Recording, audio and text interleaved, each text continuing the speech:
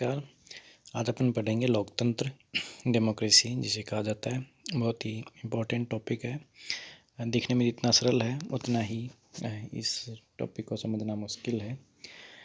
तो जो शुरुआती रूप से राज्य की उत्पत्ति से अपन देखते हैं तो विभिन्न प्रकार की राज्य व्यवस्थाएं यानी ऐसे सिस्टम जो शासन को चलाते हैं वो अपने को देखने को मिलते हैं।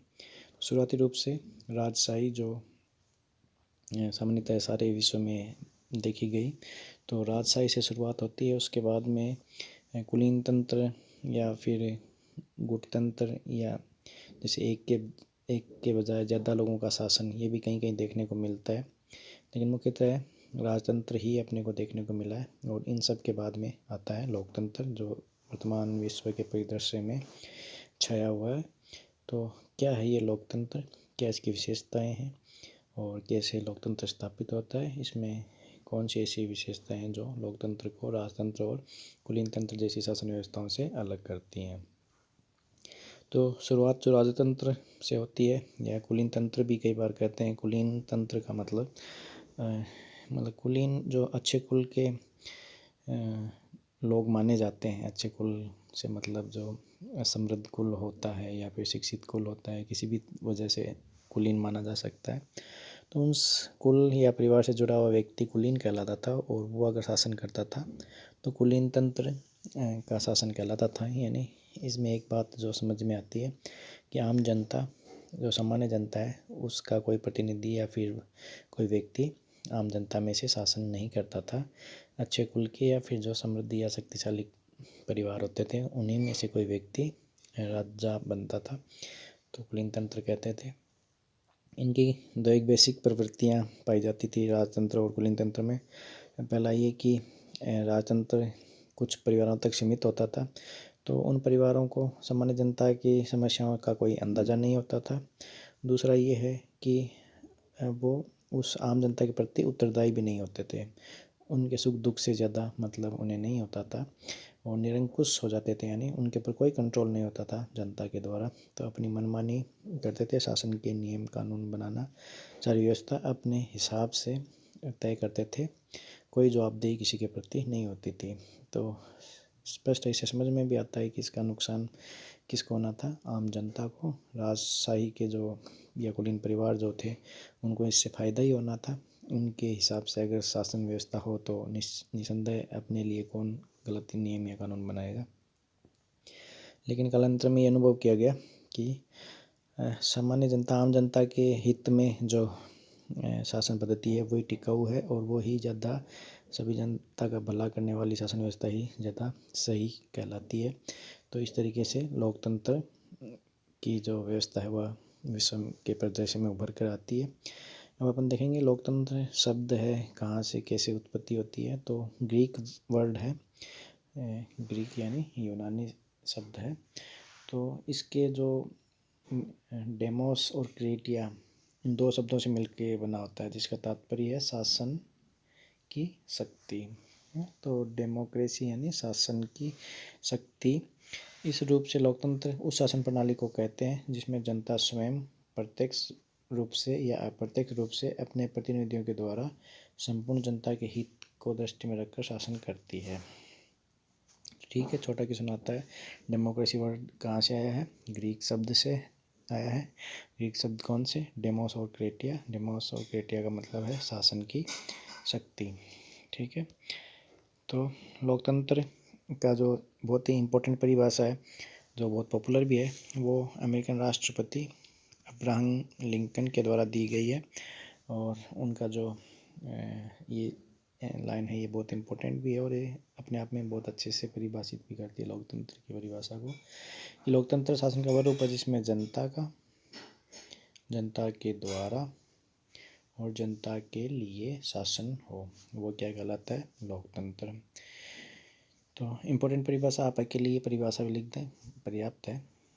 इसके अलावा जैसे ब्राइस भी कहते हैं कि लोकतंत्र शासन का वह प्रकार जिसमें राज्य के शासन की शक्ति किसी विशेष वर्ग या वर्गों में निहित न होकर संपूर्ण समुदाय में निहित होती है। यानी शासन की शक्ति का आधार क्या होती है? आम जनता। तो इस तरीके से आम जनता शक्ति में भागीदार होती है। तो मुख्यतः इसकी जो विशेषताएं अपन क्या छांट सकते हैं, वो यहाँ पे 3 मुख्य विशेषताएं उभर के आती हैं जो राजतंत्र में नहीं थी, वो लोकतंत्र में दिखाई देती हैं।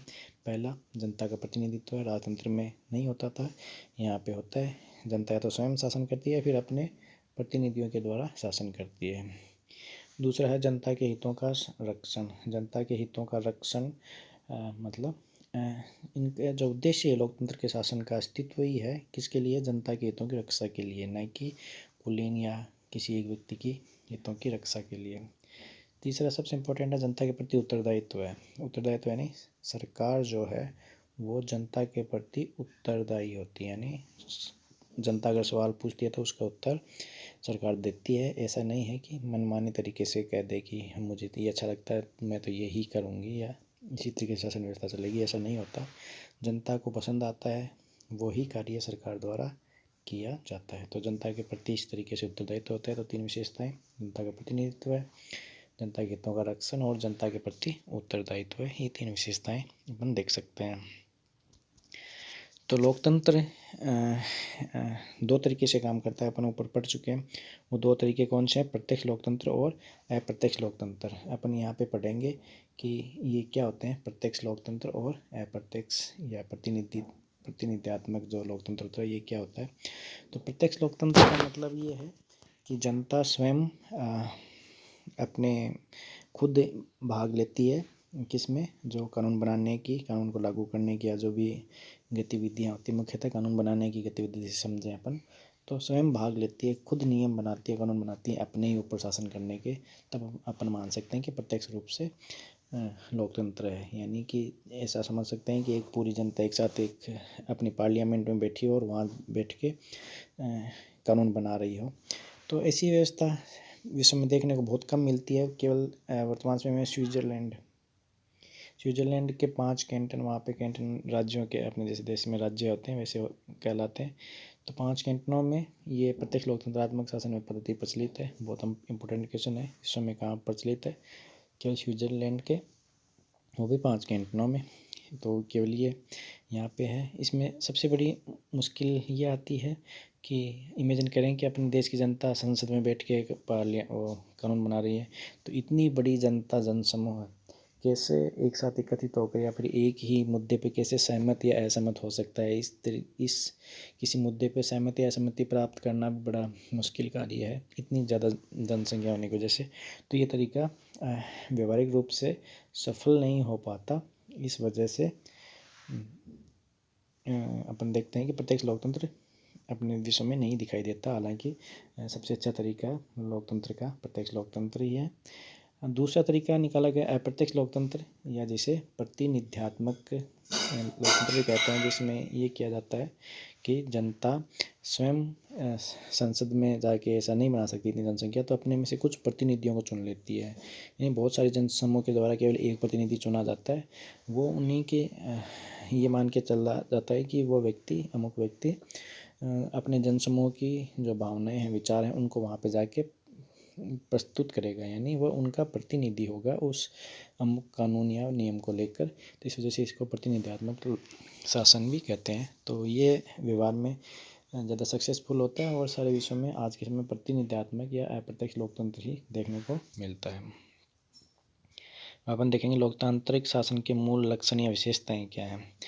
तो मूल लक्षण या विशेषताएं अपने को सबको समझ में आती हैं, लेकिन फिर भी अपन देखेंगे। तो पहला जो बिंदु आता है वह है लोक प्रभुता में विश्वास, बिलीफ इन पॉपुलर सॉवरेंटी। तो क्या लोक प्रभुता क्या होती है? प्रभुता यानी वह प्रभु की इच्छा जैसी जो शक्ति होती है उसको क्या बोलते हैं? प्रभुता। तो प्रभु की जैसी इच्छा रखने वाला, यानी जो प्रभु के समान शक्तिशाली हो। तो प्रभु की इच्छा के समान जो शक्ति लोगों में अगर पाई जाए तो ये कहते हैं कि ये लोक प्रभुता है। तो लोगों की शक्ति में विश्वास होता है लोकतंत्र में, न कि किसी ऐसे मान के कि कोई कुलीन वर्ग के लोग हैं, वो कोई ज़्यादा गुणी हैं, उनकी शक्ति में विश्वास किया जाता है। ऐसा नहीं होता है। यहाँ पे सब लोगों को समान समझ के सभी सारी जनता में की जो क्षमता या शक्ति है उसमें विश्वास किया जाता है। दूसरा लोकप्रिय और नियतकालिक के चुनाव। लोकप्रिय और नियतकालिक चुनाव का मतलब है कि एक निश्चित समय के बाद में चुनाव अवश्य होते हैं। ये निश्चित समय के चुनाव इसलिए कराए जाते हैं ताकि कुछ ही लोग प्रतिनिधि के रूप में हमेशा न कायम रह सकें, प्रतिनिधि समय समय में बदलते रहें, ताकि एक उत्तरदायित्व भी परिवर्तित होता रहता है और दूसरा दबाव भी बना रहता है। कोई व्यक्ति अगर लंबे समय तक बनाए रहना चाहता है तो हर बार उसे एक परीक्षा से गुजरना पड़ता है कि लोग उसके प्रतिनिधित्व से खुश हैं या नहीं। तो ये नियतकालिक चुनाव होते हैं, ये लोकतंत्र को बनाए रखते हैं, बचाए रखते हैं और उसको और आगे विकसित भी करते हैं। तीसरा लोकप्रिय नियंत्रण कैसे चुनाव के द्वारा प्रतिनिधियों पर नियंत्रण किया जाता है। अगर प्रतिनिधि जनता के विश्वास या विचारों को अच्छे तरह से प्रतिनिधित्व नहीं देते हैं तो जनता द्वारा उसे अगले जो भी चुनाव होते हैं उसमें हटाया जा सकता है। इस तरीके से जनता का नियंत्रण उस पर स्थापित होता है। अगली विशेषता देखेंगे लोकप्रिय प्रभाव और उत्तरदायित्व। लोकप्रिय प्रभाव और उत्तरदायित्व मीन्स कि जनता का प्रभाव होता है। लोकप्रिय यानी जो जनता को जो कार्य प्रिय हो या फिर अधिकतम जनता को जो कार्य प्रिय हो वो लोकप्रिय अपन कह सकते हैं। तो लोकप्रिय प्रभाव और उत्तरदायित्व होता है जनता को शासन की आलोचना करने का अधिकार सहित सभी नागरिक राजनीतिक स्वतंत्रताएं प्राप्त हों, संचार साधनों को स्वतंत्रता की स्थिति प्राप्त हो। तो ये सारी विशेषताएं ऐसी आधारभूत आवश्यकताएं हैं, इनके पूरा होने पे जनता का शासक वर्ग पर निरंतर प्रभाव बना रहता है।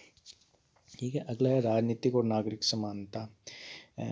केवल एक यही शासन व्यवस्था है जिसमें राजनीतिक और नागरिक रूप से सारे जनता समान मानी जाती है। जबकि राजतंत्र में जो कुछ कुलीन परिवार हैं या फिर राजा हैं उनको कुछ विशेषाधिकार प्राप्त होते थे, आम जनता को वो विशेषाधिकार नहीं प्राप्त होते थे। तो एक तरीके से असमानता रहती थी, वो यहाँ पे देखने को नहीं मिलती। अगला है राजनीतिक और नागरिक स्वतंत्रताएं। समानता मिल गई, लोकतंत्र का मुख्य मुद्दा ही समानता का है। समानता मिल गई लेकिन स्वतंत्रताएं भी लोकतंत्र में पाई जाती हैं। स्वतंत्रताएं किस तरीके से प्राप्त होती हैं? राजशाही में अपने को देखने को मिलता था कि राजशाही में राजा अपनी मनमानी या इच्छा को ही लागू करता था और ये इच्छा अपन देखते हैं कि